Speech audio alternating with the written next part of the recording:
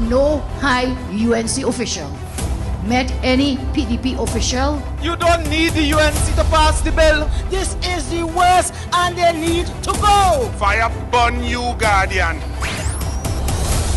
How much more could we tolerate? You lack the intellect and the competence. Everywhere else is vaccinating except Trinidad and Tobago. You cannot pay people money that you owe them.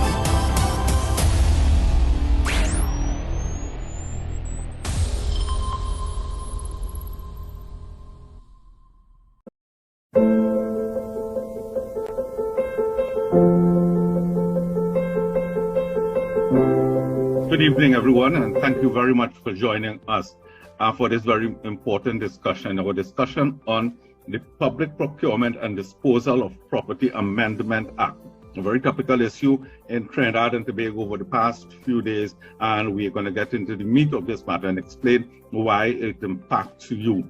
We have a high-powered committee, a high-powered panel this evening to discuss that matter.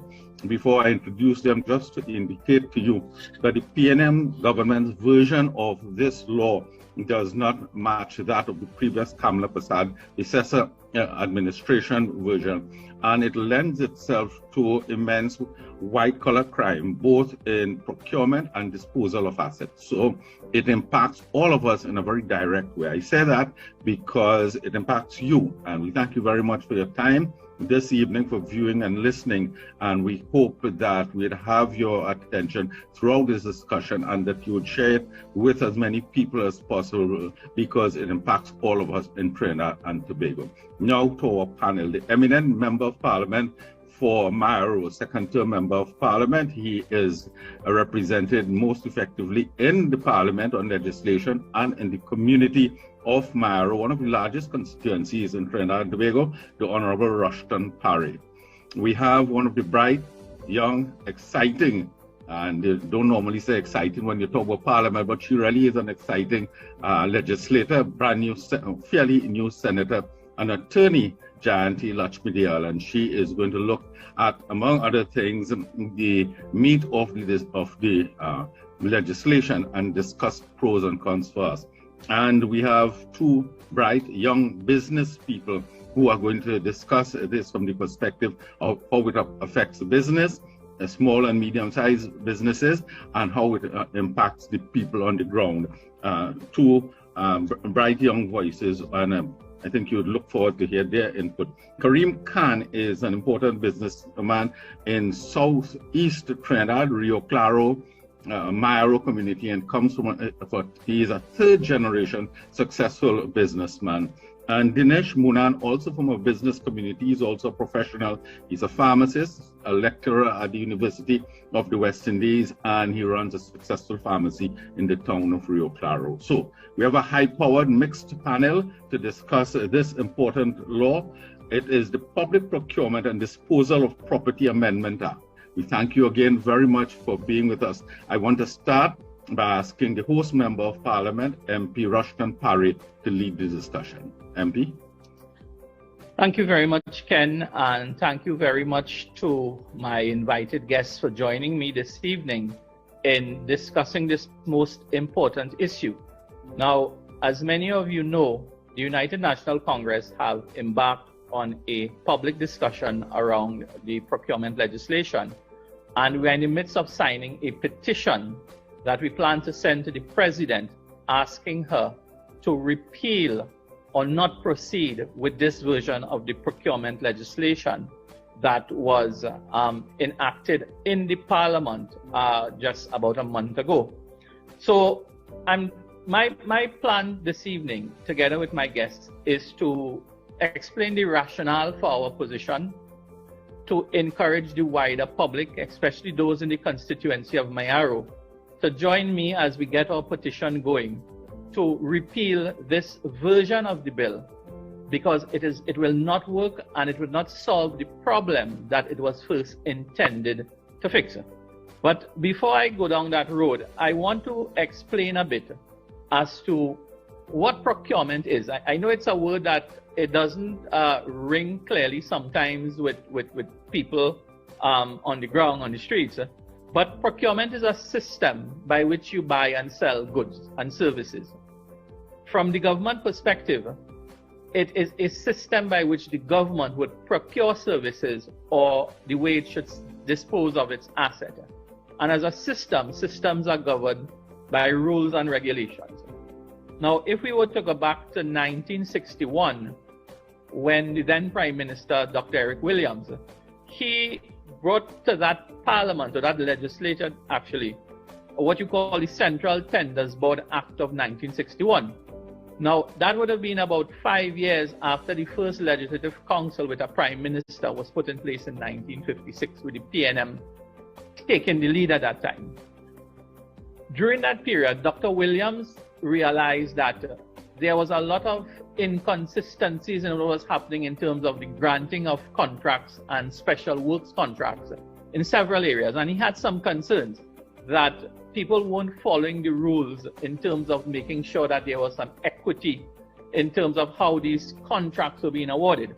So they came up with the Central Tenders Board Act, which put a system in place, in his view, that would create some more fairness and equity in the award of contracts for services at that time. Now, understand the era that we're in the 1950s, late 1950s, early 60s, when Trinidad and Tobago was really ramping up in terms of its post-colonial activity, and money was being spent, and I think the Prime Minister at that time wanted to put some control to make sure that there was some good governance.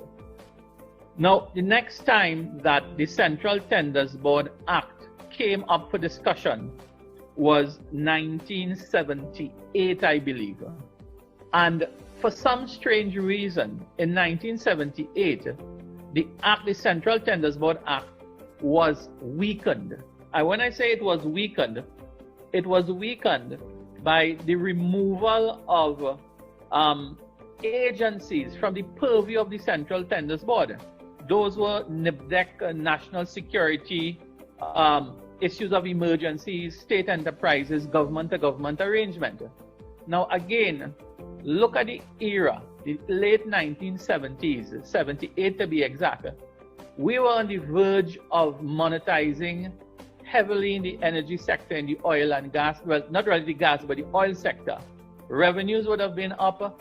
Trinidad and Tobago would have been on the cusp of heightened development in the Point Lisas industrial estates. So one would ask the question, well, why did the PNM at that time choose to remove those areas that I now spoke of from under the purview of the Central Tenders Board? One would have to ask that question. So you move from 1978 to 2010. And in 2002 to 2010, you had two eras of the Patrick Manning administration. And one would recall the issue of the size and the type of developmental contracts that were happening post-1999, when we were at the height of the gas expansion. And we were moving like 4 billion cubic feet of gas a day. So revenue was high.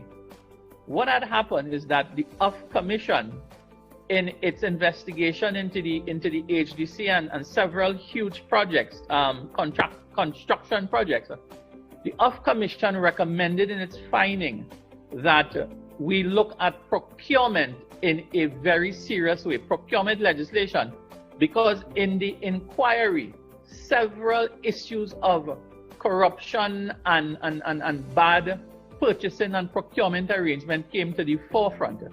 And one of the recommendations that very modern procurement legislation be brought before our parliament to root out this type and this level of corruption at the end of the day. You had a change of government in 2010, and one of the mandate by the Kamla Prasad-Bisesa administration was that within 90 days, they are going to bring procurement legislation in what was required from the UF Commission, bring it before the Parliament.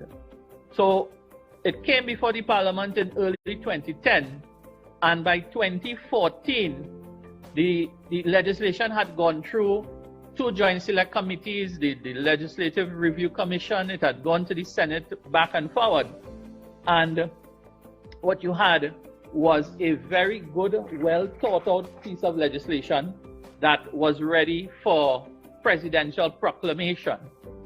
Now, government changed in 2015, and between 2015 and 2020, the People's National Movement made 2 or 3 amendments, and in 2020, the legislation was gutted. And when I say it was gutted, all of the strengthening that was placed in by the People's Partnership under Kamla Prasad Bisesa, that was removed. It was gutted, basically weakening back the legislation.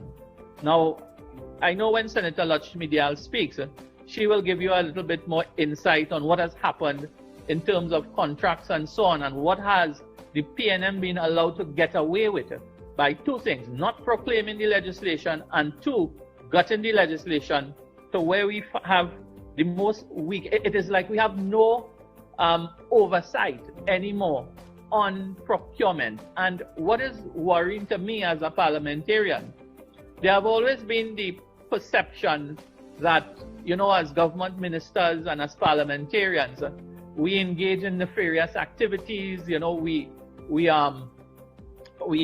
allow corruption and so on in procurement and stuff. And these are stains that, as parliamentarians, we are unable to wash off or get rid of at the end of the day. But in 2014, when this procurement legislation was passed, it was with the hope that as parliamentarians, as government ministers, that we would be able to offload or get rid of that stain, because the procurement legislation would have brought a lot of heavy oversight. It would have brought a lot of equity and fairness into the awards of contracts, and it would basically give us as parliamentarians, government ministers and so on, the ability to remove ourselves from the process and don't carry that blame or that accusation that we are engaging in these types of activities.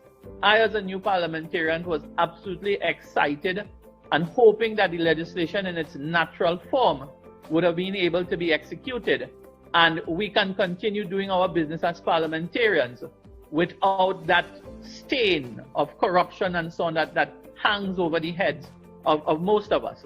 So that is where we are in terms of, you know, what would have been my expectation.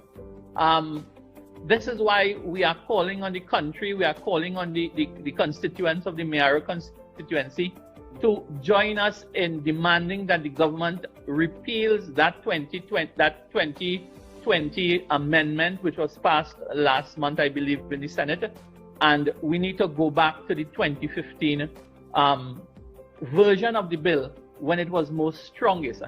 I cannot believe that the country would request or would allow less oversight rather than more oversight. I think more oversight is critical, especially in government and government affairs, and the procurement legislation looks at central government's business. It focused heavily on local government business, which really brings goods and services to communities. And last but not least, the overall well-being of the citizenry, because the last World Bank report, there's a report that states that countries that have very little perception or of corruption, their development is much better. So I think in that report, they had quantified for every dollar that the state loses through corruption, our quality of life diminishes by about 10% in terms of its total when you look at the dollar for dollar GDP values and so on. So there is a correlation between the quality of life for a citizen in a country and the level of corruption. So I'm hoping by the time we're finished tonight with our panelists, a lot of questions can be answered, and at the end of tonight, the people of Mayaro will be quite happy to lend their voices, lend their hand as we ask for the government to repeal that. So Ken, it's back over to you. Yeah. MP, there's a sharp irony in this matter. I'm glad you cited the UF Commission, and before this broadcast is through, I will quote the relevant recommendations of the UF Commission. But you know, the UF Commission was set up by then Prime Minister Patrick Manning because of allegations, largely because of allegations made by one of his former ministers, who he had banished to the back bench. At that time, it pertained to Cleaver Woods matter and so on. And that member of parliament, who was a minister of housing and became a backbencher, was Dr. Rowley. And Dr. Rowley made those allegations in the parliament, and that led the then prime minister to bring in this British expert named Professor Off to do this exhaustive investigation into procurement and other matters, and they pertain to the Brian Lara Stadium, to the government campus in Port of Spain, to Napa in Port of Spain, possibly in San Fernando too, and so on and so forth. I'm saying that Dr. Rowley was at the heart and center of all of this, and he then had been calling for transparency and probity and so on in procurement, and now he's the one to dilute the legislation.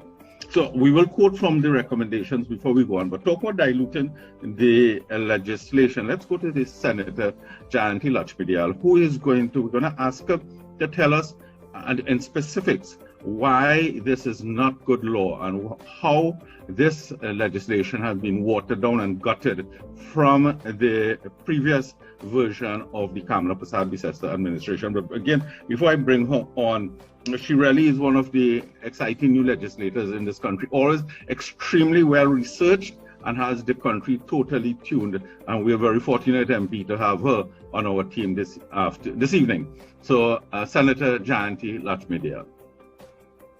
Thank you for the kind words, Ken, and thank you, MP Rushton Parry, for having me this afternoon to talk about this. This is such an important issue, and as a party, because the People's Partnership Government had championed this process, and it really started. We took up a challenge that has been in existence and has been out there, and people have been clamoring for so many years. And to see what the Procurement Act and what the regime has become, it really is a sad state of affairs when you consider the type of work that went into having a robust system of oversight in place for the expenditure of public funds. And that's really what it is. It really is the height of hypocrisy, and I'm glad Ken mentioned it, that Dr. Rowley, now as Prime Minister, will allow these things to happen, because he was the one who went, made all these allegations and had all these issues with the construction sector in particular. And that's where the OFF report started and came from. There were 91 recommendations coming out of the OFF report, and many of them dealt with procurement and procurement practices. MP, you spoke about the advent of the Central Tenders Board, and under successive governments, but particularly under the Manning administration, you had an explosion of what we call special purpose companies in this country. So we all know them: Sport TT, UDCOT, this one, that one, all these different companies, and each of them would have tender rules, and they would have a tenders committee of their board, and they would procure goods and services with state money. You see, that's the thing. These companies operate like private sector type entities, but it's still taxpayers' dollars and cents that are being spent at the end of the day. They did not come under the remit of the Central Tenders Board Act.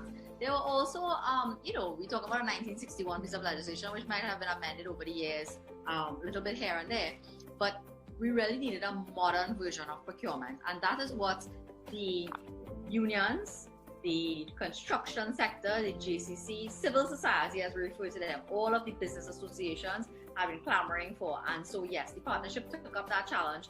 A lot of work went into it. It went to committees in Parliament, and we came up with this piece of legislation. Now, the PNM, when they campaigned in 2015, one of the first things they said in their manifesto is they said that there was no modern, equitable, and transparent procurement process in force for the 5 years that the UNC were in government, because of course the act passed in 2015.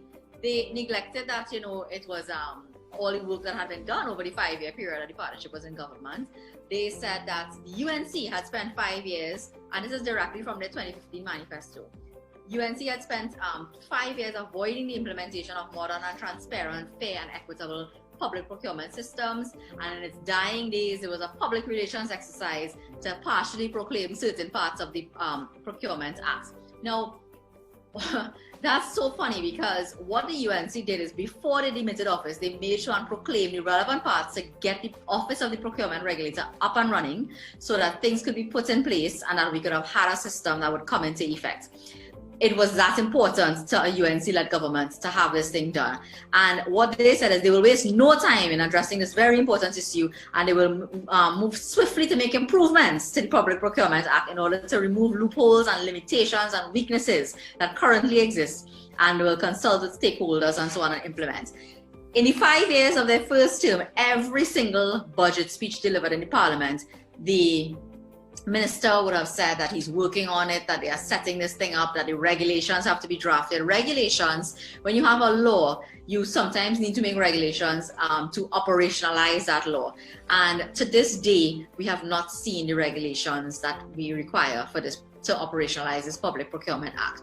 But not only that, on 3 occasions, the PNM government have actually brought amendments to this piece of legislation. In 2016, in 2017, and again in 2020. The 2016 and 2017 amendments, one of the curious things that they did is that they shortened the time frame of the time that a person would hold office as the procurement regulator.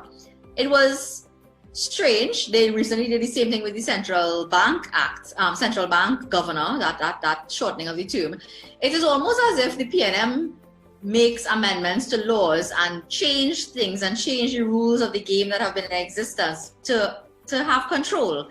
It's almost as though within their term of office, they want to make sure that certain things are up for renewal, that they're doing certain things. They don't leave people in office. Procurement regulator, and the office of the procurement regulator is a new office. You want someone who is experienced, and you need to give people time so that they develop expertise and so on, and you want continuity. They came and they shortened the term of office. Okay, in 2020 now, what we see happening is they brought these amendments, and this is where we put our foot down and we said, listen, this must be repealed because it is so unfair. It is really creating, as I say, it is creating room for corruption. You have created a legalized form of corruption by removing certain things from the oversight of the regulator. And the public relations campaign that the PNM embarked upon when they were trying to get these amendments passed is that they cannot possibly operate and function as a government with what the UNC had put in place. Now, if it was just the UNC that had been complaining about this, one might say, well, perhaps there's some merit to it. But we saw when these 2020 amendments were brought, every single entity in this country who had originally studied this matter, who had campaigned for it, who had contributed to the original bill and all of that, from the JCC to all these different civil society organizations, withdraw the Parliament as special majority legislation. They brought it as simple majority, and they decided that they were going to basically shove it down everybody's throats. So regardless of what the law association said, regardless of what persons who are involved in the industry said, the business associations, construction sector, regardless of what the opposition said, they have passed this thing and they intend to move forward with it like this. One of the major issues we had is the removal of oversight in relation to certain services. And they've come up with all sorts of wild justifications for it. Legal services. Again, I have to use the word hypocrisy because if one would recall the issue of legal fees, Faris Al-Rawi, as the Attorney General, who piloted this and spoke on it and justified this, I was a braid in the Parliament for 5 years as an opposition senator over the legal fees being paid to attorneys by the partnership government. They insisted that the fees be disclosed. It was disclosed. There was never any hiding of legal fees under the partnership government. Any matter in which counsel was retained by the state, those things are a matter of public record. They were read in the Parliament, and up to today, the PNM still talk about it. Do you know today, when you ask them about legal fees paid when they brief certain attorneys who are very closely linked to the PNM, they say that is people's personal business and they cannot disclose it, and that is the position that they have adopted. So they have adopted a position of secrecy.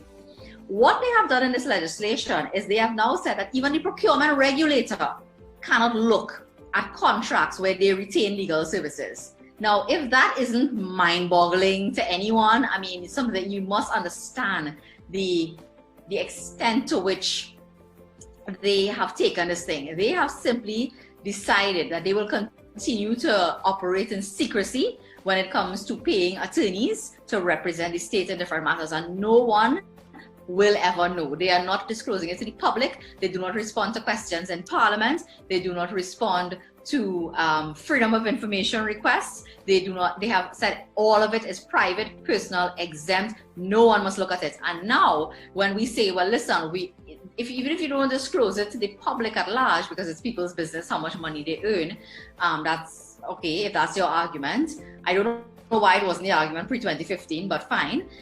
But at least allow the procurement regulator to examine these things. No, absolutely not.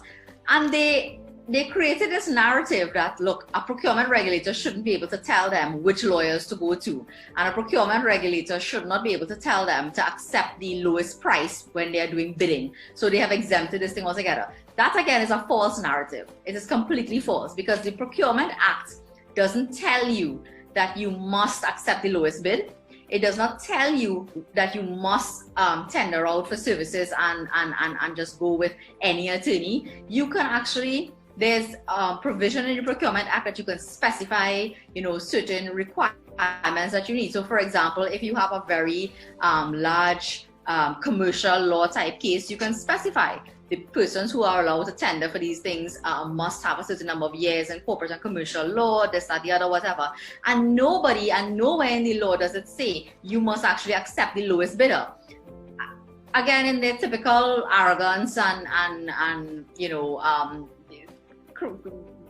attempt to influence public opinion, they say things like, well, we cannot be forced to retain Ram Logan and Ramdean because, that's our opponents and they stand for different things from us, and if they bid the lowest, that is what will happen. That is absolutely incorrect. What will happen if you left legal services under the purview of the procurement regulator is that every time you give a brief to a lawyer, someone else who does not get the brief, who may be more qualified, can ask the regulator, go in and look at the process of this. Is the person who is briefed also Dr. Rowley's capacity before he was in office? Is that something that, even though this person has no experience, they have now been retained in the matter? Is the person related to a member of parliament in the PNM or PNM minister?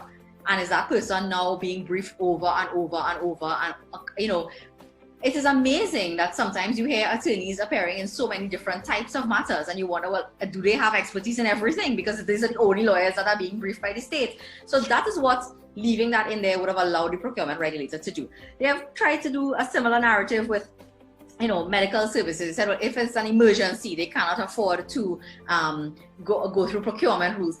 That's actually not how this thing operates. So how it operates is that when you do spend money under emergency situations or whatever, and all of which could be tackled in regulations, or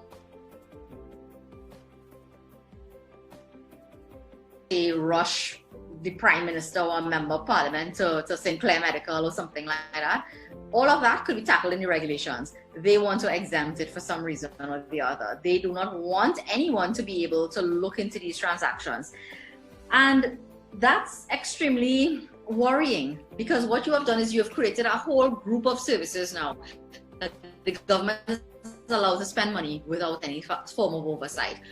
How does that engender confidence in the spending of public money? How does that allow business people like the persons joining us in this discussion today, if you were to be involved in a particular field of business that's now exempt from a procurement regulator, can you feel that you have a fair chance of bidding for government's monies? How does it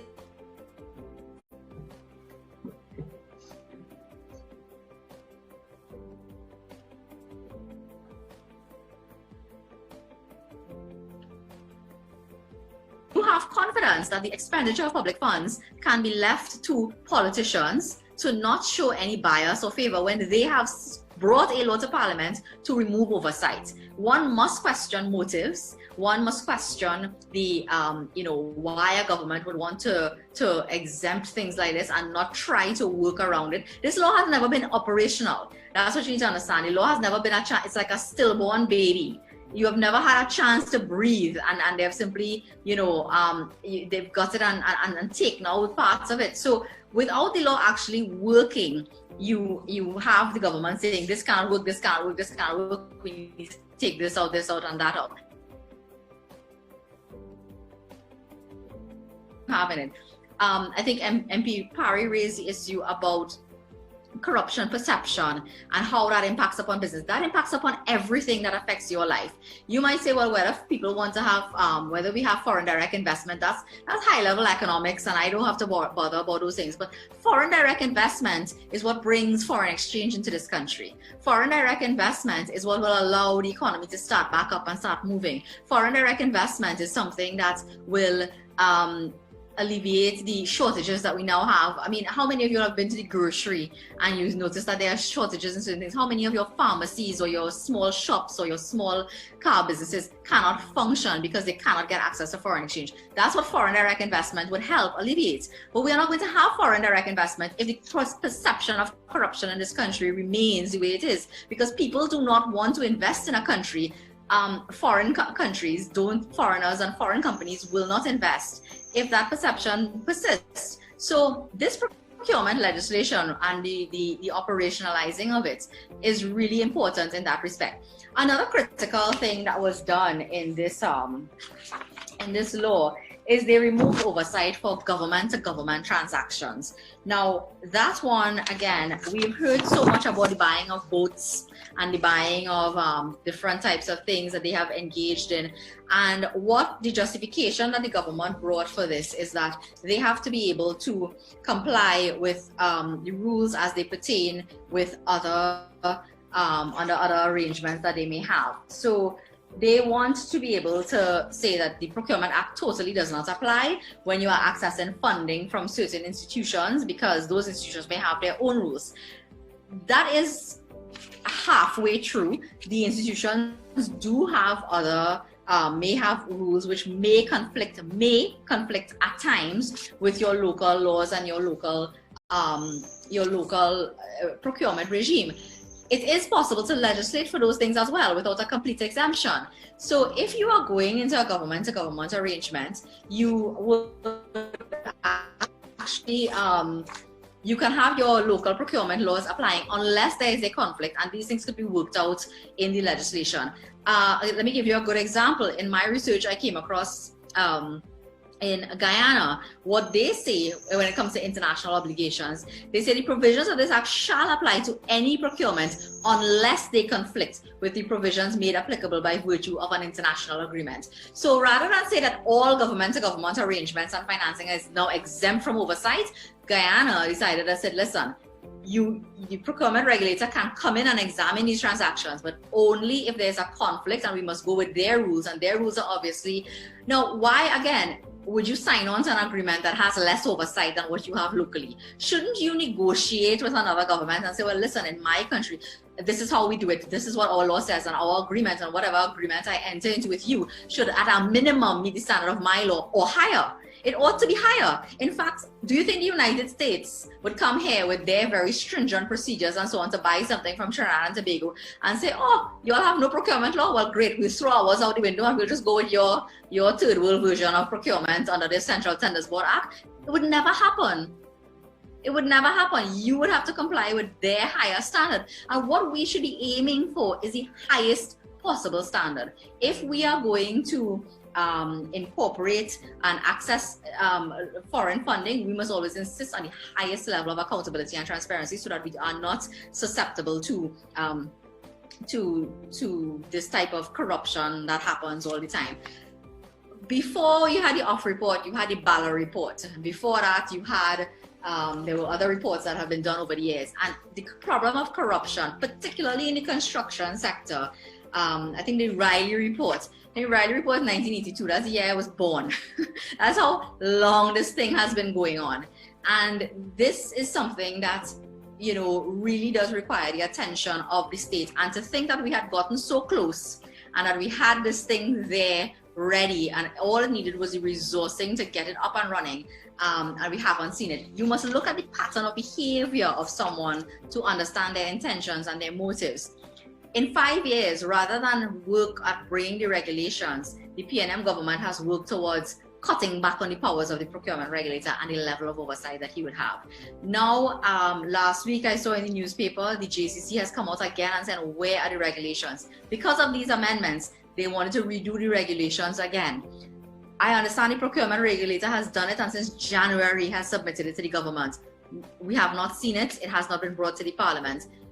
Why is there so much delay by our government? Why are they pussyfooting on this issue? What are they doing? And Ken, I think you raised the matter, and I think we have to have this discussion. We are in a state right now where it's not just procurement, but the disposal of assets is it's topical. You have a refinery that they are trying to sell, and look at the what has happened with that sale. I can't even wrap my mind around it. It is so crazy that you had people bidding. You had the top bidder announced before an election, interestingly. You had them rejected. They come back again. They're talking, they this, that. 3 times they said they don't meet the requirements. After they made the announcement, they said they don't meet the requirements. They cannot get the financing. They're still talking. We don't know what is happening. This is something, the patrimony of our country is there. NP gas stations, the port, these things were announced in the budget that they are looking at privatization. We don't yet know what is happening with WASA. Every day you are hearing more and more about things going on in WASA. Will WASA be next on the chopping block? Nobody knows. Even vaccines now, there's going to be a procurement process involved in this, because as you can tell, we are not going to get enough free, and we are not getting enough through COVAX to be able to vaccinate this country, and we are going to remain in a state of semi-lockdown and limited economic activity until we get enough vaccines. So we are going to have to buy them, and this is public money, and you have to understand how public money is going to be spent. And why are we not looking at, in times like this where you have so much economic hardship,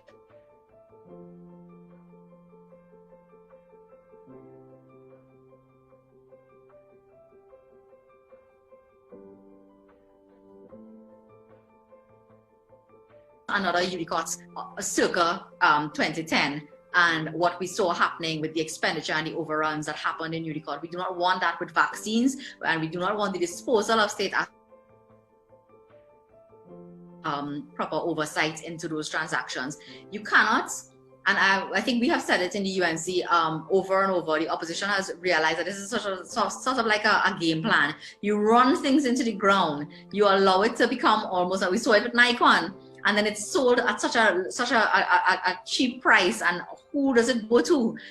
No one gets into these transactions and understands what happens, how someone is chosen, how the purchase price is negotiated, and what are the terms and conditions. And these things are being given away as though it's like when I find like I have clothes that I don't want to wear anymore, I just pick it up and give it to whoever. That's the UNC, that's how the UNC is seeing the PNM operating right now. We have this thing here and it's not anything good anymore, we don't want it, we just give it away to somebody without any accountability to the public. And that is the issue why we ask people to really get behind this and to support us in our thrust to create awareness about the issues and to have these amendments repealed. Senator, that was a most comprehensive analysis. You touched all the correct issues, each one of them, everyone from the off report. And by the way, we have the off report here, and there are several recommendations. As you correctly said, there are 91 recommendations. We don't have the time to go through all of them, but several of them pertain to procurement, the procurement process. And you touched on the issue of services, legal and other services, the matter of public procurement, government to government, and not only government to government, but government to international companies. And we'd list some before we finish our discussion. We would list some, and maybe we could do that, some of that now. Under this version of the law, there would have been no public accountability on such matters as the US $71 million HDC contract with the Chinese company, with the Austrian company for the construction of the Point Forte Hospital, with Ostal and Incat worth about $2 billion, and several others. And all of that, as the senator correctly says, is really taking money from people and cheating the taxpayer. Senator, that's a tremendous analysis. So thank you very much. If you are just joining us, we're having a discussion on the Public Procurement and Disposal of Property Amendment Act. We are with the Honorable Member of Parliament for Mayaro, Rushton, Parry. We are with Senator, the Honorable Jayanti Lakshmidiyal, and two bright and successful young business people whom we are going to ask to flesh out what this means to the business community, to the man in the street, and so on. Dinesh Munan, as we said earlier, he's a pharmacist, he's a lecturer, and he owns a pharmacy. And we're going to introduce him next. And shortly after that, we'll ask Kareem Khan, who is an important businessman in Rio Claro and Mayaro, and a third generation businessman, to discuss the matter. But let's get to Dinesh and ask him for his take. Thank you very much, Mr. Ali, MP and Senator. We speak about this procurement issue, and it's clear that we need more oversight, not less oversight. And one thing that hurts is Mr. Ali said that Kareem and I are successful businessmen, but I can tell you that measure of success is being tested. MP could speak as well. We are in difficult times. We have been in difficult times for a few years. And unless we have a positive outlook on life, we will not be where we are, because things are really that tough. And I use this to speak now about the many years and the many decades of us driving through the country. And as Mayaro folk, Kareem would know and MP would know as well, we go all over the country anytime. We don't have to worry about that too far. We already live in the furthest place. And we would see so many times and so many places, even right in our constituency, projects that have been undertaken that are either incomplete or they're complete and not being used. Every time I pass Eugene St. Madeleine, opposite the chimney, that large chimney, on the right-hand side, heading towards Princestown, there's a complete unused housing development. Paved roads. MP, paved roads. Lights. We have everything that I wish we could go and set up a house there. But where people actually live is far from that. Where people actually have to grow their children, where people have to actually attend school, and create a small economy in their town and in their city. So I can definitely say that we need more oversight, and I don't think that any government that comes in, whether be it MP and his senator colleague, they come in next, no government is going to survive, and as a country we're not going to progress if we do not give the citizens their money's worth. And with my students, I always try to give them the example. We always talk about these two countries, Singapore and Malaysia. We compare ourselves to them all the time. And I remember, I wish I could have quoted exactly where I saw it, but there's this lecturer who was asked, well, how come you all are so successful in 40 years? And he said, MPH. And MP, your daughter should know this, because I mentioned this in class as well. MPH. Yes. First one is meritocracy, meaning the best persons get the job.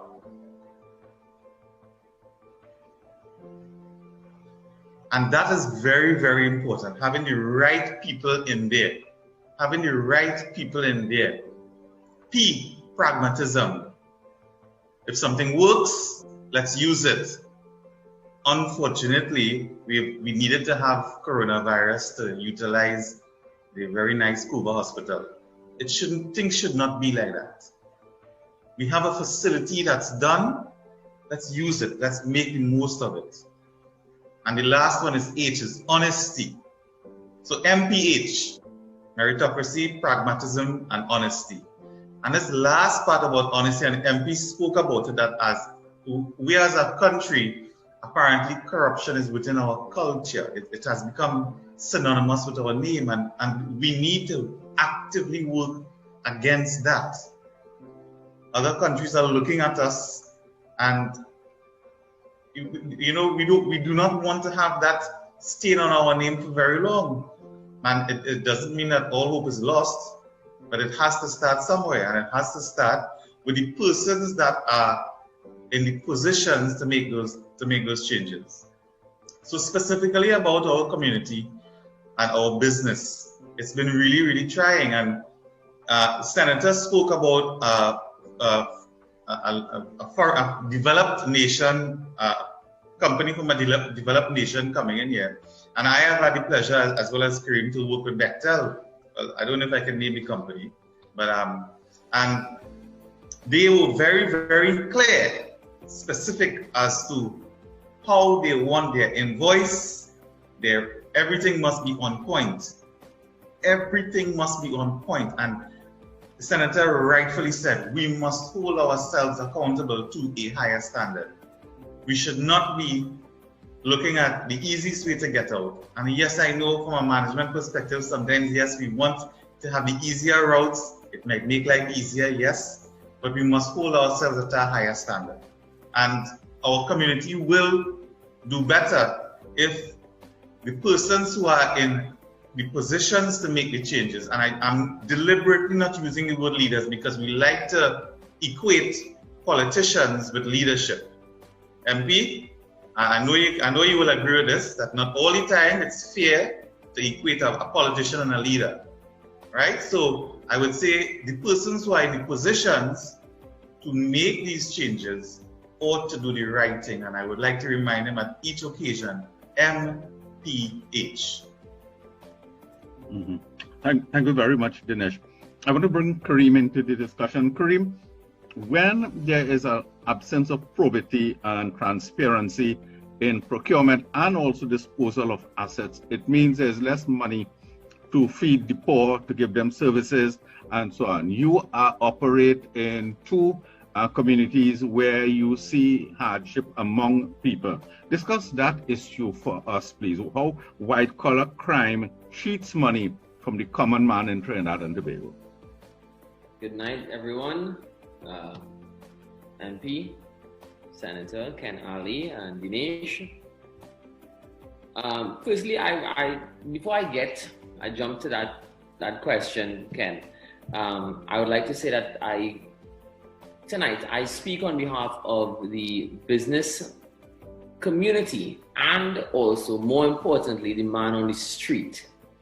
Because at the end of the day, when corruption takes place, it is not the upper class or middle class that are truly affected. It is the lower class that feels the brunt of it, because it is a trickle-down effect where the lower class, they are the ones getting drowned by the destruction that is caused by corruption. Now, I went through the act, the legislation, the procurement legislation. The only definition of the word procurement in here is the basic Wikipedia definition, right? Which is the acquisition of goods, works, and services involving the use of public money. But one thing that I believe is good practice when it comes to procurement is using the economic analysis methods that we have, which is the cost benefit and the cost utility analysis. I do not believe that those things are used in 90% of the decision making when it comes to procurement. Now, we had many situations. Now, Ken, I'm really sorry. I don't want to say that I'm not going to answer your question. I just want to get this out prior to answering, so maybe it'll give some clarity. It'll give some context then. Now, if we look at something that was done, the Extractive Industries Transparency Initiative that was done by Norway, right? You look at that, and Trinidad was chosen. It was 5 different Latin American countries. Trinidad was one of them. Trinidad, it was keyed, and this was done, you can look it up for reference, Science Direct. It's an article that was done this month, March 2021, right? the Petrotrin, the issue with Petrotrin, one of the issues that was keyed out by the EITI was the Petrotrin venture with World GTL, which was a diesel company. Now, it was supposed to be a little bit under $200 million US dollars. By the end of it, it came up to $399 million US dollars for a gas to liquid, plant. It failed. It was sold for $35 million. We spent $400 million and returned 35. Now, I am a businessman. Dinesh is a businessman. Rushton is a businessman. That is not good business. That is the worst kind of business. And it was sold to Nikon Energy. Now, that was just one of the things that the EITI pointed out. Petrotrin. Calder Heart was another situation. It was also cited in that article that the Ministry of Finance and Inland Revenue on several occasions refused to release financial information, their financial records. Why? You are looking at the name, one important word in that entire thing, not extractive, not industries, and it's not initiative, it's transparency. And you are showing that you have none. Now, this has happened from time to time. And with that, you do not paint a very good picture, right? The lack of financial records was also done by NGC, all state-owned. So therefore, again, not good practice. The Westminster governance that we have works for the European states. It cannot work for Trinidad and Tobago. We cannot keep the Westministerial governance any longer. We have evolved. People have evolved. Your economy has evolved. Therefore, governance needs to evolve. We do not need a politician as a leader. As Dinesh rightfully said, you should not equate politician and leader. They cannot be one and the same. You need a statesman as a leader. A statesman is someone who's not in it for the politics, but in it for the right and the well-being of the people that you serve. Now, when it comes to all of the problems that we have, the Galiota, the infrastructure, the water issues that we have, all of these are things that can be fixed if we tender, right? You tender for a job. Let's say I go to Rushton and I tender for a job to fix a road. Dinesh goes to Rushton, tenders for the same job. Mr. Ken goes to Rushton, tenders for the same job. Now, we have a situation there where I believe that when it comes to procurement, you have your cost to benefit. The cost of Mr. Ken's job might cost less, but the outcome might not be as favorable as Dinesh. Dinesh might cost a little bit more. I might cost the most and have the worst service, but I know Rushton. Rushton is my friend. So therefore, in the society that we live in, I'm not saying it's a perfect working society, but the society that we live in, who do you think gets the job? Not Dinesh, not Mr. Ken. I will get the job. I will say, okay, cool. To fix that piece of road will cost $3.5 million. No problem. Check is written. Here you go. I spend $900,000 fixing it. The rest of it, I do as I please. I benefit. Rushton benefits because obviously a kickback is involved at some point. But the person who drives on the road, they don't benefit. When there's a landslide, when parts of the road break away, we have more pothole than road. People dodge road more than pothole coming to Rio Claro and Mayaro. People dodge roads because you are in a pothole. So the only thing different from the pothole is a little piece of road that you're gonna pass. I have clients and customers who want to come to Mayaro. They cannot, not because they physically can't, but because of the fact that I can't make that drive, Kareem. I'm sorry. The road is deplorable. Conditions on the road is horrible. So back to you, Mr. Ken. When it comes to that question, with regard to the white collar situation, that right there was a clear example of a white collar situation, whereby I'm not committing a physical crime. Rushton isn't committing a physical crime, but the crime in that was that the procurement was not 1, transparent, 2, efficient, 3, honorable.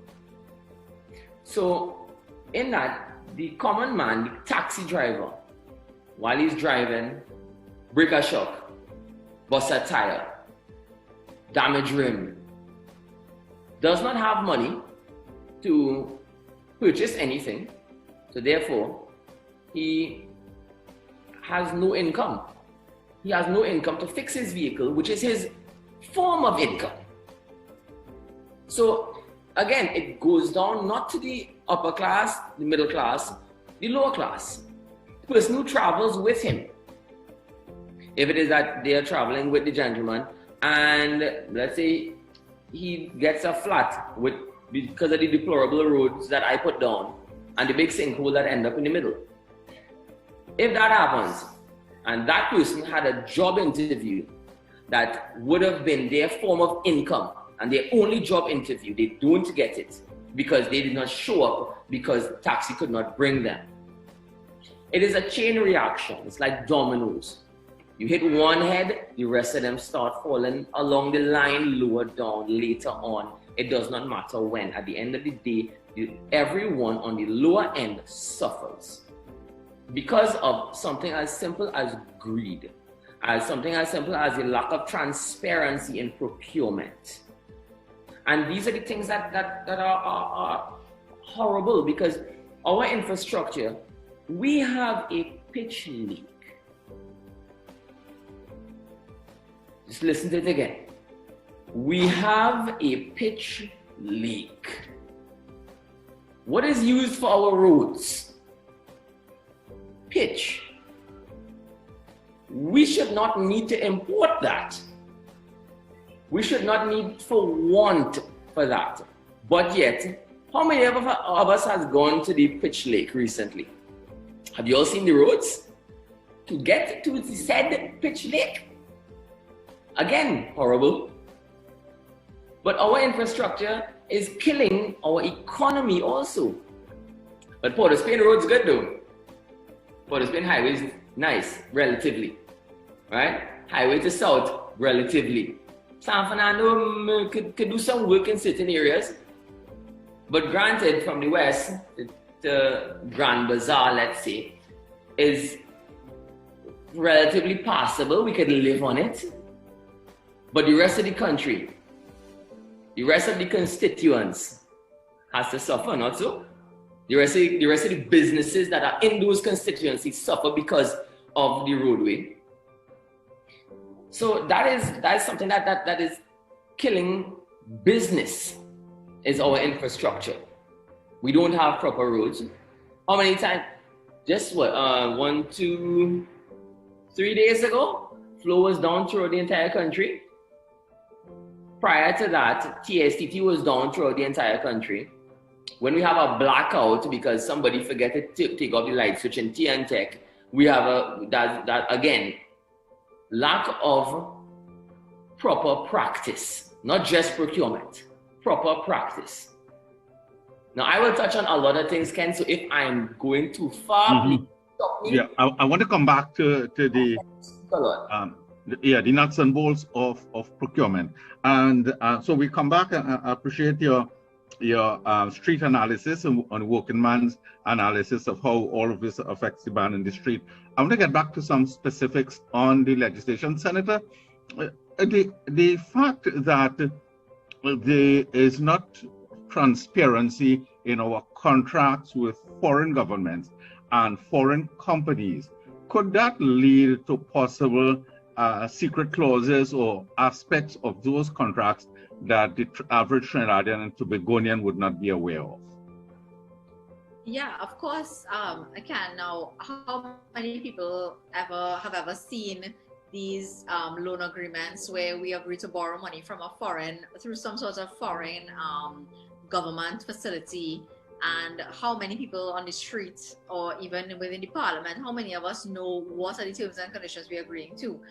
When a government borrows from another government, whether it's through some kind of soft loan program or some kind of institution or whatever it is, it's the people of Trinidad and Tobago who are paying. It's our children that are going to be paying back these loans. So the terms and conditions of those loans and what it involves and what happens, it's very important for us to know and to understand. All of those things are things that the procurement regulator could have looked at before these things were removed. You have now prevented that from happening. You know, Kareem talking from the perspective of a man on the street, but there's actually a technical term for what we refer to here in procurement. It's called state capture.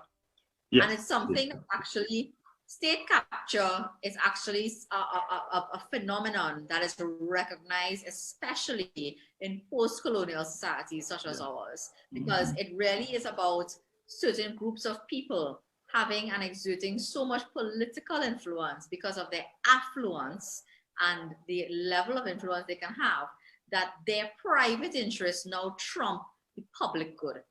And that state capture is why you have a pitch lake, but you have bad roads.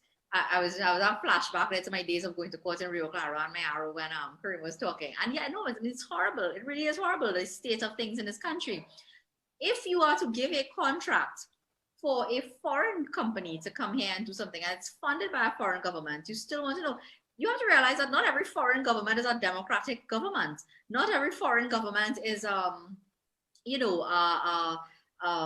upstanding type of government. We've all heard, and I do not want to cast aspersions, but we've all heard of some of the deals that the Chinese have made with respect to the operation of ports in certain countries when they lend money, and what happens, and how when you end up owing so much money to some of these great emerging superpowers, how your country and the people, because as Kareem rightly said, and Anthony, the trickle down effect to the average man on the street of these decisions that are being made, you want someone really looking into that. And do we know what the government is negotiating on our behalf? At the end of the day, it is on behalf of you and me and our children and grandchildren down the road who are still going to be paying these things that the government is negotiating. Don't you want to know that this is proper? There was a case referred to when this thing was going through Parliament, and they talked about the Hamburg exceptions. And again, the government conveniently uses these things and say, well, there was this case about, government to government arrangements, and you had to be able to, exempt these types of agreements, and it's all in the EU and it's recognized and all of that. Now, it is true that there was a case and there are exceptions in the UK law based on certain judgments coming out of the European Court, but they are very specific. So in the Hamburg exception, named after the case from where it came from and all of that, it said that where you have contracts being concluded between the contracting authorities, you can have an exemption if it is public services performed with achieving common good, and the implementation is governed solely by considerations related to the public interest, and that they have limited it. They have limited it that the contracting authorities, whether it's a state and another state, or the state and let's say like a shipbuilder in Australia, like Austal or whatever it is, they do not control the participating, they perform on the open market less than 20% of the activities concerned. So what they do is they have limited these large monopoly type companies from being able to negotiate contracts and without any kind of oversight. And that's what you want, because when you are negotiating with foreign governments, you say, okay, I'm going here and I'm going to buy a boat. And this is a national security thing, so it's all exempt. And they say, right, we're lending you the money, but you must go and get it from this person. They are the builders of the ships or whatever. Are they the only shipbuilders? Are we getting value for money? That is the bottom line, value for money. If we are not getting value for money, then, there's something wrong. Do you want to look at a situation where you can have kickbacks, where you can have, things like that? I could go back into the examples of CARICOM has model procurement legislation that dealt with these things, and there was no absolute exemption. Kenya has a law that doesn't allow for this absolute exemption and removal of oversight. So why did we go that route? Why? We must question the motives. As I said before, you must look at person's actions and question their motives. When you see that they rather than aim for the highest standard, you want to aim for the lowest possible level of oversight. And that speaks volumes to me about what we are seeing happening and what we can expect to happen if these amendments are left in place. Right.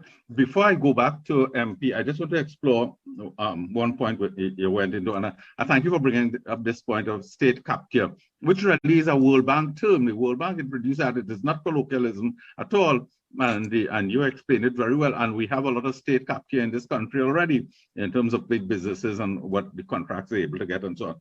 But we're talking, I want to explore the China example you talked about. This is a country of 1.4 million, meaning Trinidad and Tobago, doing business with a country of 1.4 billion. It is clearly, to begin with, lopsided in terms of that arrangement. In addition to that, China is becoming an important geopolitical force. Look what they're doing in Hong Kong and so on. So they could be playing the so-called aid to Trinidad to leverage political support from us. I just wanted to explore that point a little bit. Yeah, of course. I mean,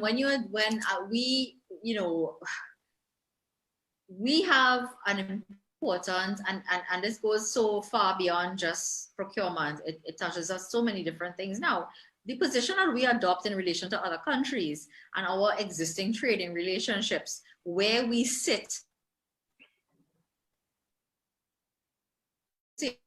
this ideal location for trade and for so on and these kinds of things with the United States, our largest trading partners.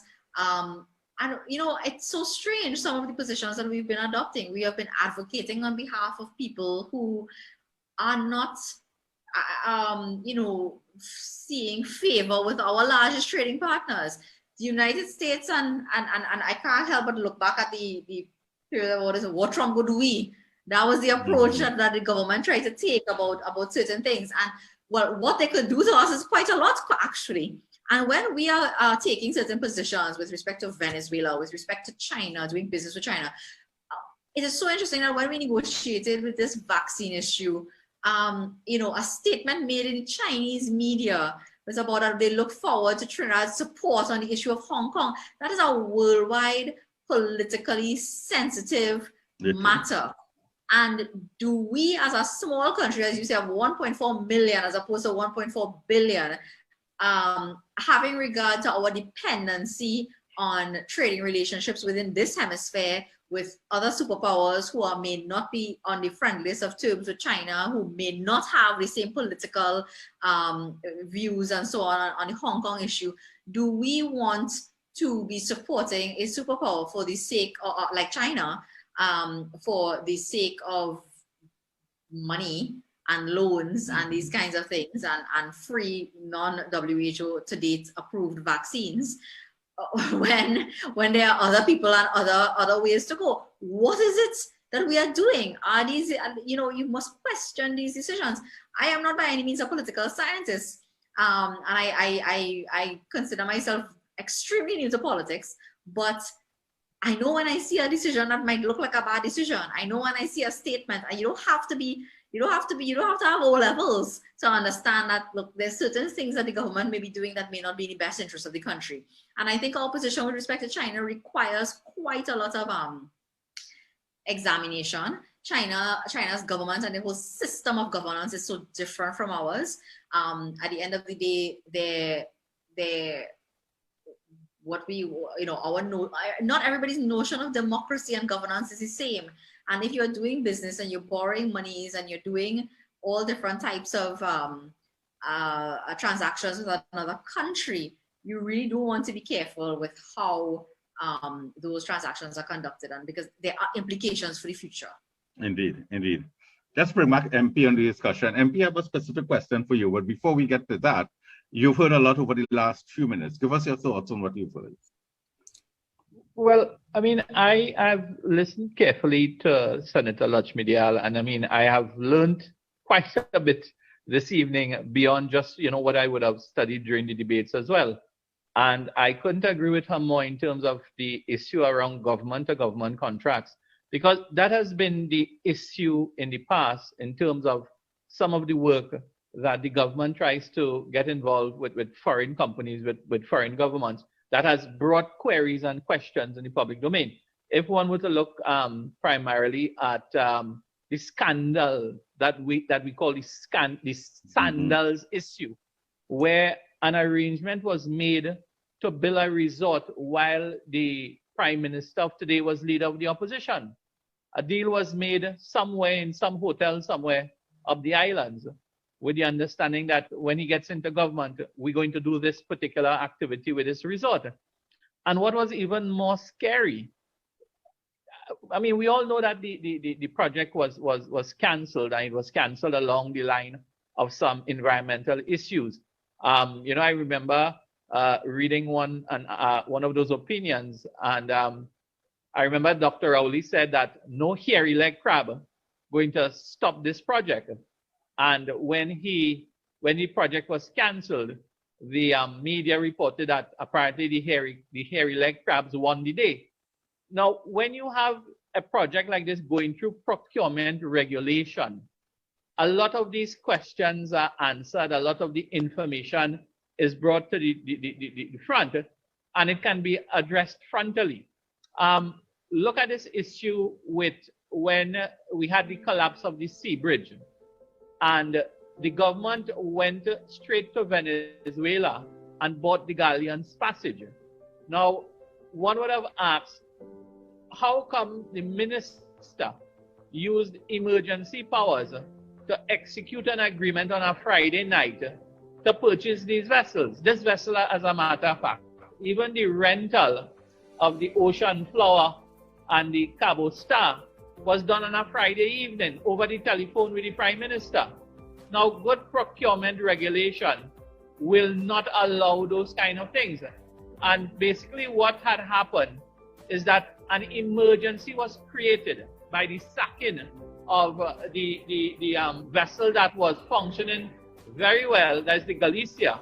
So they created an emergency that allowed the minister to bypass the Central Tenders Board and made a ministerial decision to go ahead and purchase these boats.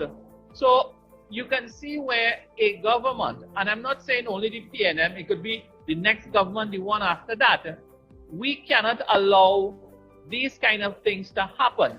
Because as Karim and Dinesh rightfully said, at the end of the day, when the money is corruptly or not equally or not to the satisfaction of the taxpayer, monies that can be used to finish schools, finish housing developments, encouraging innovation among small businesses who can get an opportunity to work for the state, those things are stymied. So clearly, I mean, we ought to be paying close attention to these issues, because, I mean, if businesses do well, businesses hire people, people spend money, it's the money cycle, it's the power of money. Ken, right now, I shadow trade and industry, and we have between 8 and 10 to even $12 billion in cash sitting at commercial banks. The current behavior of this government is not encouraging excitement and innovation in the business community to go take that money out to do something. If you don't have proper procurement legislation, and it is the same handful of people that are being favored by a government, how do you get SMEs to be innovative, get an opportunity to play in a bigger stage, and obviously you get them excited to bring on new people, new technology. That would only bode well for the country. So clearly, I think, if we don't address this, and Senator made some very, very good points in terms of our ability to negotiate. Ken, I know during the debates, the Minister of Finance, he spoke about, we having to negotiate with governments, and we may have to give in to these foreign governments because their arrangement may supersede us. And that was something that he saw was common in Europe, in terms of the European procurement legislation. They had that same type of arrangement. But the difference is, Ken, European country to European country, they perhaps are on par economically. So they could bounce heads and show their cuffs against one another, and they can really, challenge one another. We can't do that. Our economy is much more smaller, as Senator said, in terms of China, America, Canada, and parts of Europe, all the European countries. So we are at a disadvantage in terms of having to negotiate. So having strong procurement legislation, I believe, could give us some power, some strength in the negotiation, because we have things here in Trinidad that the rest of the world wants, right? We have a geographic location here in terms of how we are placed on the archipelago that keeps us out of the hurricane belt. So we have a nice refuge for cruise ships and so on. So we are very well poised for the development of a tourism sector. We have a good, in terms of our natural gas, we have the cheapest power in the world. We are well suited for companies like Facebook and Google to come and set up warehousing, data warehousing, storage facilities in this country because of cheap gas. They can have cheap electricity to cool their equipment down. They won't have to go to Ireland or in very cold countries in order to set up the shops. But if our legislation, if our procurement legislation is not sound, is not of good quality, how are we going to encourage these vendors, these IT companies to come and use something that we're good at? So those are just two examples I wanted to use in terms of how we must strengthen our procurement system to encourage those types of businesses for wanting to come to Trinidad. And those are the things that the government must see clearly in terms of what is good, what type of legislation we need to ramp us up in the world standings. And for procurement legislation, I think we are at number 172, somewhere around there, if I can recall. So we're not anywhere close that we need to be in terms of that, Ken. Yeah.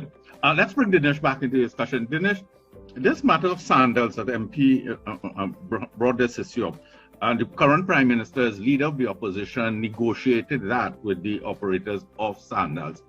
And what happens throughout the Caribbean is that we find that they get tax holidays, even for bringing in things like alcohol and so on. And in addition to that, we had this issue in Tobago where they were creating, I don't want to say they were given away, but there was some agreement for real estate at no man's land, which is prime real estate. So this is an example of the secrecy from what would apply if this current piece of legislation continues. I wanted to use that as a jumping off point to discuss that issue again and how it affects the small man. Yes, and certainly we have, MP said it correctly, we are good for tourism. We all agree that the Trinidad part of Trinidad and Tobago may not be tourism friendly as Tobago is in terms of our natural resource. But as Kareem pointed out in his presentation, we are located in Mayaro. And for so many people, even the current PNM government and their founders, they love Mayaro. People love Mayaro. But to get to Mayaro is an issue. Senator Lachmidiyal said she also hated the drive, and we can't blame her. And when we have governments trying to engage in backroom politics and secretive politics in order to score a point, and this sandals issue that we're talking about that was discussed prior to getting power, they want to get these things done, and Senator was talking about getting certain projects done with government-to-government contracts, and without the proper procedure, without caring how it affects the small man, as Kareem has been alluding to all evening, because it's just something, a piece of paper to hang on the wall to say that we did this, and this is where, you know, you say academics alone isn't enough, certificates alone isn't enough. It's the value that you are producing, it's the value that you are bringing forth. As Kareem was saying in his example, Mr. Ali, you might have a high price, but your value is also high. And we cannot afford to be giving away prime property in favor of one particular hotel chain. And Sandals, yes, Sandals is a known resort in the Caribbean, but internationally, there are several other major players in the hotel industry. And I talk about this example again because I love St. Martin, but our Caribbean is featured heavily in St. Martin, and where so many international tourists go to. We don't see them developing that. Similarly, they are leaving our Tobago product to die. Our Tobago product is real top of the line tourism, and by having these backroom deals, the people of Tobago, they're not going to do well, because if Sandals is bringing in their own alcohol, the shops and the liquor marts and the groceries in Tobago, they are getting bypassed, and what is that going to do for their economies? And Tobago is a small economy, you know, almost equivalent as to one of our regional corporations in Trinidad in terms of size, and it really isn't the best way forward for these things. It must be much more transparent, and I'm all for expediency, yes. I'm all for efficiency, yes. I'm all for bringing a big brand to your country, but it must be done where the country does not get exploited and used and chewed up and spit out.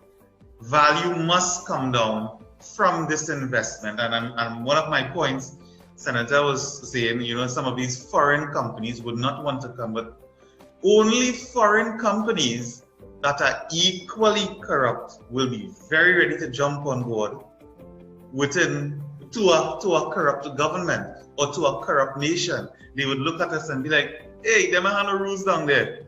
There we go. And this is what we don't want. We don't want such companies to come and want to set up shop. We want companies that can really come and add value and to make real positive changes towards the culture of the community that they serve or they exist in, and to see in decades to come that there is real positive value. So that's my contribution, Mr. Ali. Right. Let's bring Kareem back. Kareem, you know, there are several organizations involved in construction that represent engineers and architects and town planners and so on. We're not hearing them on this issue. You're a man with street smarts, you're on the ground and so on. In addition to that, there is an organization called Transparency International. Now, this is really a rhetorical question, and you can't really speak for them. But what explains the fact that we have all these issues and we're not hearing these stakeholder organizations? What are your thoughts? Okay, I will pretty much pose one question to you then. All right? Mm-hmm. If you are offered a kickback, would you complain after the fact? No, you won't complain. Well, it depends on where you stand on the issue. It's a common sense answer from. Are you suggesting that all of these organizations are complicit in corruption? If I have a problem with something, I'm going to tell you I have a problem with this. Mr. Ken, I don't like this. Can you please fix it? But if it is that it's highly unlikely that you're going to find an engineer that's not going to find a problem with something. Engineers tend to find problems because they are problem solvers. So if I find a problem, it means that I'm looking for a problem. But if it is I don't find a problem, that means I'm not looking for a problem. If I'm not looking for a problem, I'm not going to complain about it. Because of the fact that, okay, it's not affecting me, or it might be affecting my workers, but not me directly. Or it might be affecting my competitor, but not me. So if you are not affected by a situation, why would you complain about it? Kareem has a very valid point there. Kareem has a very valid point there. It's not only Transparency International, but there are certain unions who are very vociferous in years past, and they're not now. Sorry for disturbing the presentation. That's no worries. And Mr. Alter Raymond also pointed that out. After Raymond, sorry. Yeah, he pointed. And let's take a second to give credit to Afro Raymond. He has been consistent in speaking on this issue, whichever administration, and he has done that most consistently. Yes, go ahead. Sorry, if I could just jump in before I forget. What we saw here too with these particular amendments, something that's most unusual. Someone appointed, he was a deputy chairman at the procurement office of the procurement regulator, and he actually resigned over these amendments. I think that if that is not mind-boggling and mind-blowing, what is? How often do you see a public office holder, like a public servant, so to speak, come out and say, listen, this is madness, I cannot be a part of this? That's to tell you the egregious nature of what is being done here. But so, Senator, go ahead, sorry. Yes. No, go ahead, sorry. So people like Afra and people who understand these things, I want to also commend, I think, someone like Ralph Maraj, somebody who's been in government since from way back in the early 90s.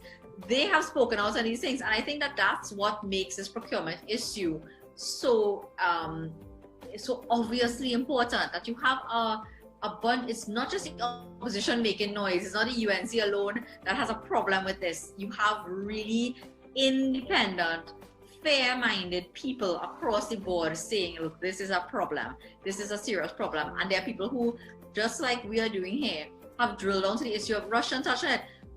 Why would you as a government, the PNM approach to promoting small business is saying, oh, we're going to encourage them to list on the stock exchange. Small to medium-sized business in Trinidad and Tobago wants to list on a stock exchange when they know that they do not have a fair chance of competing against these large conglomerates and so on, because you don't have proper procurement procedure. The only way to encourage entrepreneurship in a country is to promote confidence. And if you don't have proper procurement and you have a corruption perception index where, again, Transparency International, in their reports, they say, well, we remain at the same number of points, 40 points. What they don't say is that we are sliding down the ranking of the 180 countries because people are surpassing us. Other countries are becoming less corrupt. So whereas we, in terms of how corrupt we are, might remain at 40 points or whatever, other people are fixing their system so that they get ahead of us and they will become more competitive. So that's what I think that's very important for us to But you must be troubled, Senator. I just want to stick on this point very briefly again with you. You must be troubled that Transparency International has not raised its voice on this particular piece of law. And in the past, they have spoken out. In addition to that, I want to come back again to these professional organizations. After Raymond speaks out, but this matter impacts engineers, architects, planners, all of these other professionals. We don't hear them. Transparency, the silence is deafening from Transparency International. I make no apologies for saying so. I recall when on the previous administrations, they were very vocal on issues that weren't half as troubling as this, in my respectful view. But I found that they were a lot more vocal.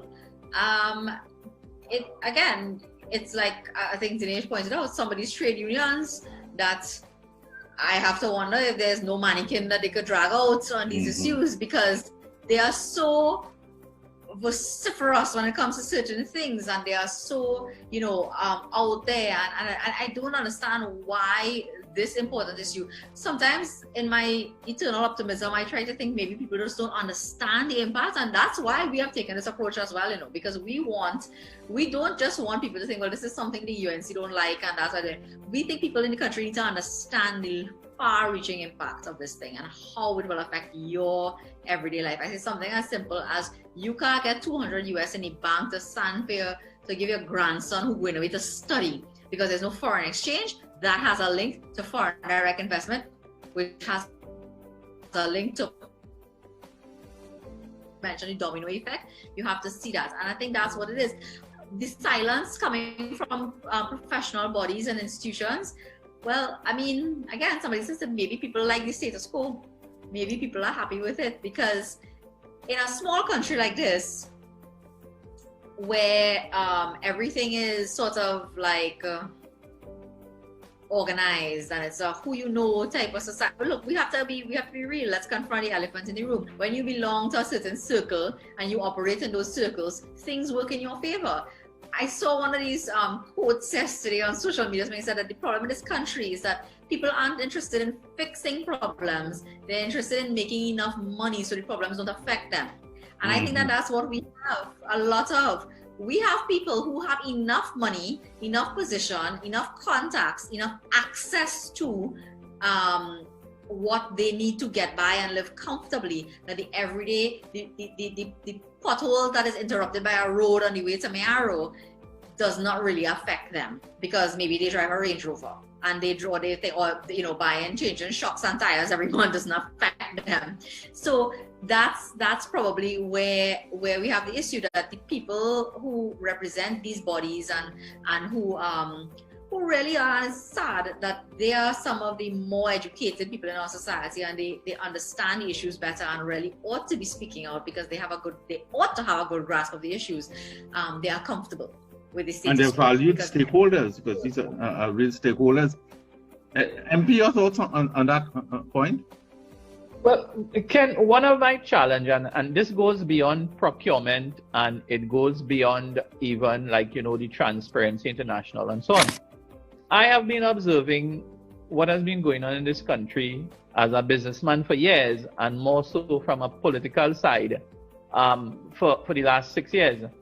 And I'm wondering, I mean, there is such a silence from association like the Bankers Association, the energy companies, you're not hearing anybody complaining.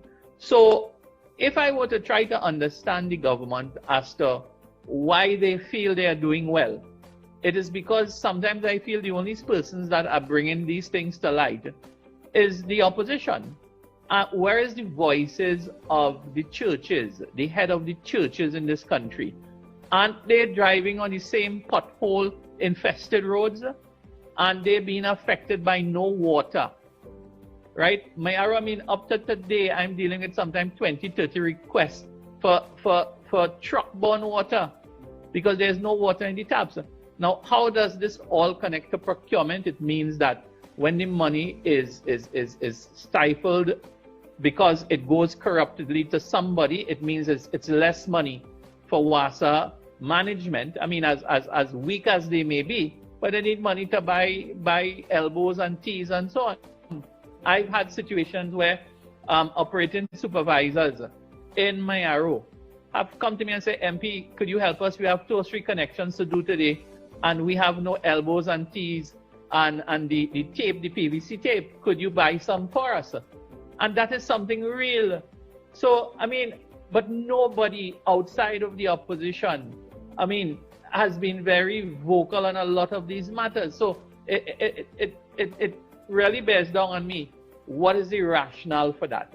And it really keeps the government thinking that, hey, I'm doing such a good job, nobody else complaining, let the UNC keep complaining in the parliament and we'll keep ignoring them. So that is something that I would really like to figure out.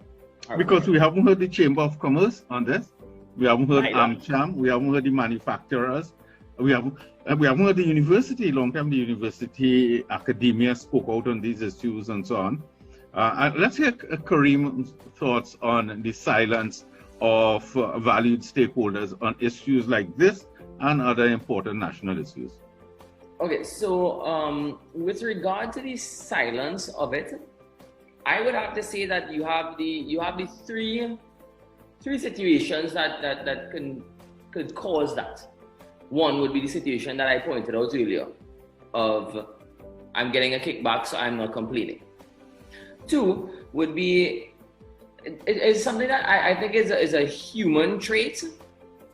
People complain about what they want to complain about. If I don't like Rushton, but I think today I want to complain about him, I'll call Ken and I'll complain about him. But tomorrow I still don't like him. But I'm not feeling to complain today. People are not consistent with their conviction to do and stand up for what is right. There's no conviction. And people also like, the third one is people like to fight simple battles. This is not a simple thing. To tell the government that the society elected to govern their own country, that we want this done the way we want it done. Although that's how it's supposed to be, because at the end of the day, the people elect the government to work for the people and whatnot, right? I believe that was said by the former opposition leader at one point many a moon ago, that the people have to stand up and order transparency and order accountability. I think that was all over papers and all over social media recently, right?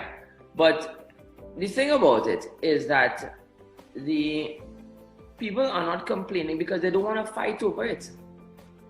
They don't want to fight for the right thing of, we need to know how you are spending your money, what you are spending it on, what was your rationale for spending it, how much did you pay the lawyers, because at the end of the day, that should be public knowledge. I don't need to know how much money you have in the bank. I just want to know how much this job that is mandated for public use cost. I need to know how much you're going to spend on the box drain, and where is your bill of your quantity bill for that. I need to know how much bricks you're going to use. This is what the Procurement Act is supposed to be. The Procurement Act is not supposed to state that the Act shall not apply to the following services provided to public bodies or state-controlled enterprises. That is number 5, section 5 is E.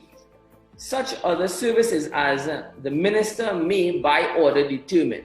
So you are trying to tell me that the minister can say, I don't need to tell you, have a nice day.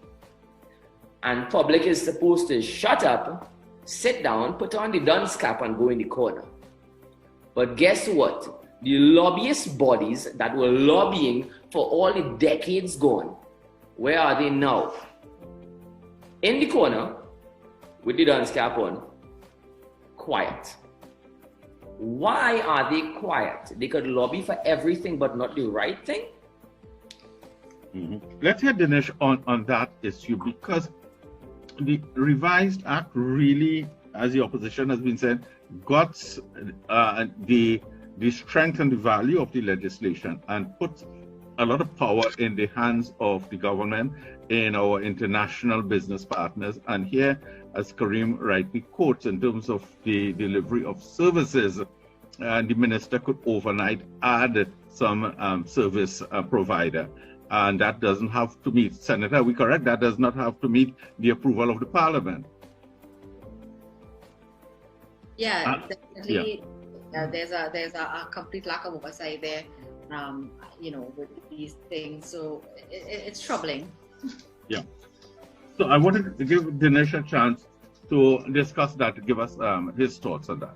Yes. So yes, such things as we all know that the minister is the jefe in his ministry, and according to the laws that we've had since 1962, it's present in all Pharmacy Board Act and all the other acts as well. The minister, can do this and can do that. These are things that they are. I would want to say primitive. I would want to use the word primitive. They don't belong in our society today. And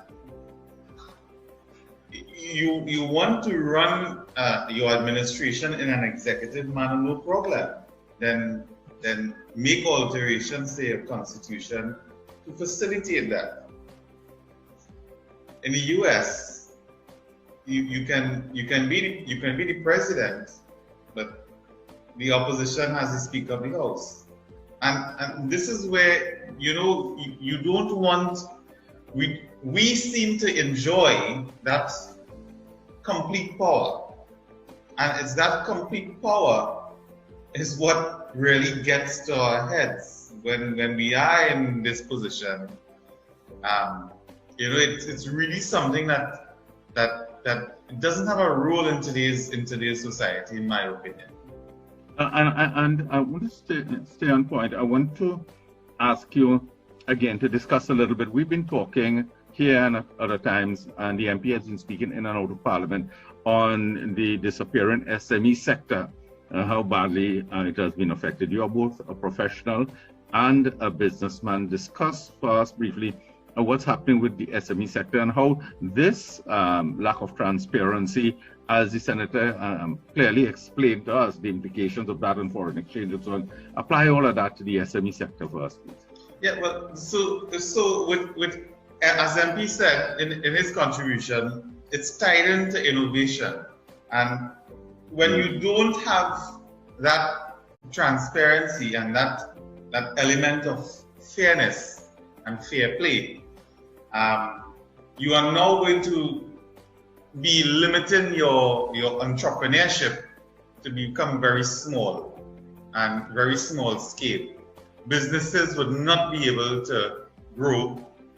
They would now just be seeking a survival state. And they are not going to be looking to expand their small business enterprise. So having good procurement legislation and being transparent is very, very important from an innovation perspective. And I would like to point out that in 2018, we slipped down again in the innovative rankings. We are now 96 out of 136 countries. Innovation is not rewarded, and it's not rewarded in our country because what trumps everything is what we just spoke about. Having things like the minister can make this change, or the party that's in government, that's in power, have ultimate power and ultimate control over everything. And those are the type of things that stymie real innovation to have and produce real innovative products and services that can benefit not only Mayaro, but can benefit Trinidad. And perhaps not only benefit Trinidad, but benefit the Caribbean. And right. So we can scale businesses from a small community, family-run business, as Karim would definitely know about, to something that is much large scale. And I am saddened, and he would know, and Karim would know as well, that right here in Rio Claro, one of the businesses that has been there before me, they recently closed up shop for whatever reason. Things are difficult. I said things are already difficult. And this is a large grocery chain I'm speaking about. And it just goes to show that their ability to scale their business and to grow their business is being challenged, is being compromised. So it's very important. It's very, very important that we have good procurement legislation, we have good transparency to ensure that small businesses can be innovative and can increase according to scale. Right. Karim, I want to ask you to give us your closing thoughts. Where do we go from here? All right. With regard to the procurement amendments, the amendments, a lot of them, a few of them are really not. I wouldn't say a very, very horrible amendment. It's like a change in definition minor things that are trivial, very trivial, which actually did not need amending, but I mean, everybody has to have a hobby. So the other items that gives complete and utter power and control to ministers without any oversight, that is what I have a problem with. There needs to be oversight. You have to have a control measure. Without a control measure in place, things run wild. A government can do what they want, when they want, spend how much money they want, and no one is to say anything about it. And that to me is not democratic, firstly. And secondly, it gives too much power in one person. Be it this government, be it the government after that. It does not matter what the government. And it opens the window to corruption. Correct. I mean, that honestly, Ken, let's be real, that window was open a long time. It's more of a bay window. It's wide, really wide. It's been there for many decades. Okay? Just like the corruption, we are at 40, right? As Ms. Lasmiel said, we're at 40, right? So we are consistent with regard to transparency. We're consistent. We have a consistent state of corruption. That's our consistency, right?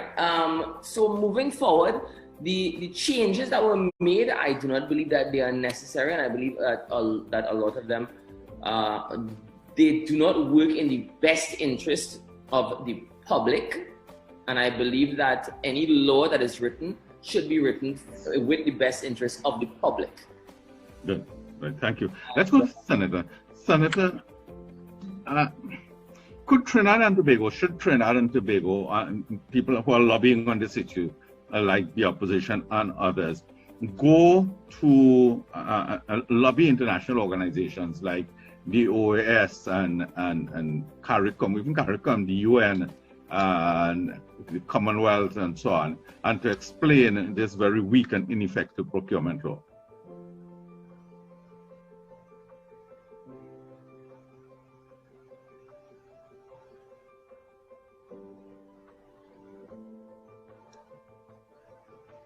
Me? Yeah, could you start again? Sorry, yes. Yeah. I think it doesn't hurt for us to solicit opinions. The problem with these types of organizations is that they don't tend to get involved in politically sensitive domestic issues. They put out best practices papers, and they would put out model law and that type of thing. But, and people don't understand that this is the role of the opposition.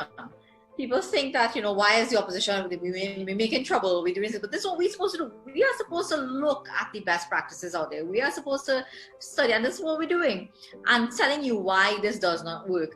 But it would not help, it wouldn't hurt, I think, to go and look at what other organizations are doing. As I said, it doesn't hurt to look at what other countries are doing and how it's been working for them, because other countries have developed modern procurement laws and practices. Look at some of the issues that they face. Look at how, when they access international funding, what could possibly happen, and some of the repercussions when you have government-to-government arrangements.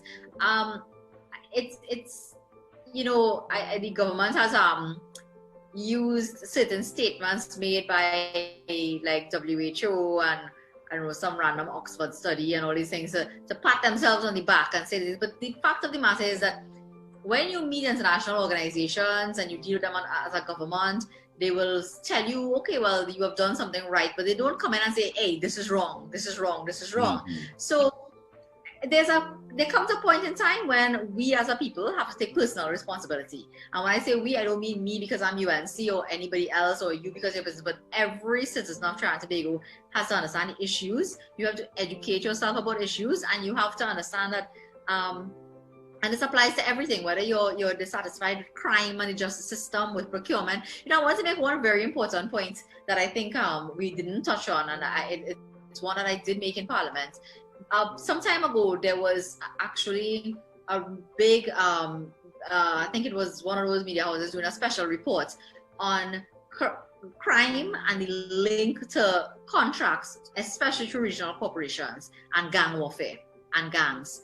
And do you know that proper procurement procedures could actually tackle that issue and reduce because gangs only exist because they have funding, and gangs have infiltrated certain corporations and use those things to gain contracts and fund themselves and to proliferate the problem that we have in Sri Lanka with guns and drugs and so on. So if you think that procurement and people thieving money and well, okay, we had 40 and we had 40 forever and corruption is how we are and that's how we operate and it doesn't affect you, you really do have to say, well, when there is a drive-by shooting and you are caught in a crossfire, it is because a gang, due to improper procurement procedures, was able to get enough funding to buy that high-powered weapon that was used to shoot up somebody in the vicinity of the beach where you're just lying and having a good time. That is how much this issue touches and concerns you. So we have to stop looking. We have to stop this, I think, as a people. We have to stop this. What the government, what the opposition doing? What the UNC saying? Or we have to stop looking for somebody else to come and save us. It's time for us to save ourselves. And if we don't save ourselves from issues like corruption, which has so much more wide-ranging issues and impacts upon each and every single life that exists in this country, then no one is coming to save us. IDB and all these trade organizations and CARICOM and everybody else, nobody can really save us from this except we ourselves. And that's why these movements that we have going on right now are so important, I think. Indeed, very, very well said. Let's give MP the opportunity to give us his final thoughts. Thank you very much, Ken. First of all, let me just springboard off something that Jayanti said in terms of the population's view of the role of the opposition. And I too have heard many complaints, why are we this, why are we that? We don't want to support the government. We are backing at every card that passes. Now, just for the record, the role of the opposition is to keep the government in check. And I always say that the Attorney General can bring the best piece of legislation to the Parliament. It is our job to punch holes in it. And if it leaks, the government has an opportunity to fix it. Because by far and large, I am not interested in sitting in the Parliament and seeing the country fail. I am not interested in seeing the government fail as well, because if the government fails, my family fails, my business fails at the end of the day. So, but we have a duty to punch holes in every piece of legislation, be it the anti-gang that is coming up very soon, be it procurement legislation, any legislation that comes. We have a duty to punch the holes. And if the government takes what we say and they repair, they fix it, they make amendments, which has been done on several occasions, then the country prospers and we do well. Clearly, this piece of legislation that has been amended has very sinister motives, very, very sinister motives. I look at the fact that the PNM has a track record of not being very interested in legislation that promotes equality, fairness. If you would remember, in the Pandey administration, it took a Pandey administration to bring the Equal Opportunity Act to Parliament. We've brought several acts that would have kept governance in check, and the procurement legislation of 2015 was just one of that. And clearly the PNM had no interest because they didn't support it in 2014 because the UNC partnership had a special majority in the Parliament at that time. We were able to pass the legislation without the PNM support. All that had to be done was to get the regulations going, and obviously we got out of government at that time. But I want to remind the public, remind the constituents of Mayaro that we act as an opposition in the best interest of the country. I, as Member of Parliament, I act in the best interest of the constituency, the people of the constituency. There is a difference between a parliamentary representative and someone who is a delegate. In some governance system, historically, you had a delegate who, delegate is primarily like a parrot. They parrot what you say, what the people that you're going to represent say. But a representative, like in our Westminster system, you have put me in the Parliament as your representative with the understanding that my position will be in your best interest. And while there are 41,000 residents in the Mayaro constituency, I have been given the trust via the electoral process that when I speak in the parliament, I speak on behalf of everyone. And that is what I will continue to do. We have a party that has a history of support for rural communities, the development of rural communities, and the positions that we take in the parliament. It is not only for UNC constituencies, it is for the whole of Trinidad and Tobago, because the government pushes a view that we in the opposition, we in the United National Congress, have no interest in Tobago. But that is far from the truth. We are very interested in Tobago, what happens in Tobago, and the welfare of Tobagonians. All we're saying is that we must be interested, or the government must also be interested in every other constituency, in every other municipality. And procurement legislation, good procurement legislation, that sets the platform to make sure that the resources get to every single citizen of this country by the means of stopping money from leaking out of the system. And finally, Ken, I just want to thank Senator Lachmidial for accepting my invitation and bringing some absolute legislative clarity to not only myself, my guests, but I'm sure the listening community that is tuned into this program. I also want to thank Dinesh and Kareem for volunteering their time and their insight in terms of the effect that this legislation is going to have on the man on the ground, or what sometimes we refer to as the working poor, the working middle class. These are the people who are going to be affected the most. And when you have ministers of government that can recuse themselves 91 times at cabinet level, it tells you how deep and deadly not having proper procurement legislation can impact perception. And I'm not casting aspersion against the two ministers who we all know, but the perception outside there is that, you know, that cannot go on. It creates the opportunity for malfeasance. And that is something that I, as a parliamentarian who would like to spend a little time in the governance process, because I do feel I have a lot to offer. I do know Senator Lachmidial has quite a lot to offer, but I'm sure both of us do not want this stain of parliamentarians and politicians having this stench of corruption. I do not want to be in a system like that. So I will continue to call on the people of this country to call on the government to repeal this, and let's bring back some sanity into the legislation, and let's start fixing our political system, our economic system, our social system going forward. And Ken, obviously, thank you very much for hosting us this evening, for probing some of these issues as we spend the last 2 hours doing. So thank you again. Yes, well, thank you, MP. Just let me add to all of that, and again, thank our panelists, bright young business people, Dinesh, Muna, and Rakib Khan. We're going to keep our eyes on them as they progress through the community. And MP will agree with me when I say that this Senator Jayanti Lachmidial may be Trinidad and Tobago's version of Alexandra Ocasio-Cortez. I've been so impressed by her, not only this evening, but throughout a short stint in the parliament. Extremely bright, extremely researched, and super eloquent. Senator, I have the highest regard for you, as indeed I'm sure everyone here has too.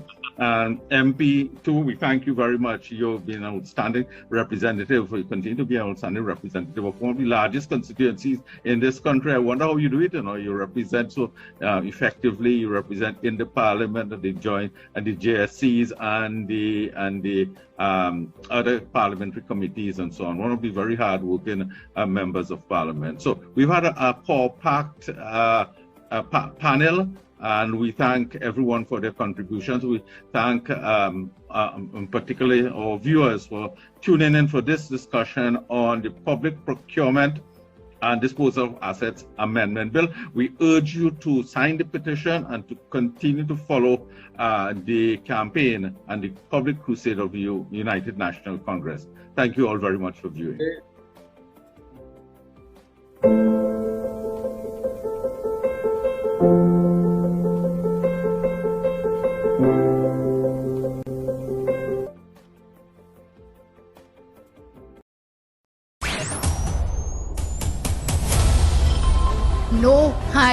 UNC official met any PDP official? You don't need the UNC to pass the bill. This is the worst and they need to go. Fire burn you, Guardian. How much more could we tolerate? You lack the intellect and the competence. Everywhere else is vaccinating except Trinidad and Tobago. You cannot pay people money that you owe them.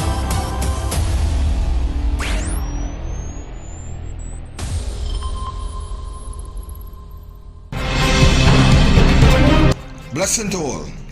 I'm your host, Victor Roberts. Join me Thursday 8th at 6 p.m. sharp for another Facebook Live. Topic: does the Prime Minister really care about our safety? Is it facts or is it friction? Join me 6 p.m. sharp on Thursday the 8th. I'm out.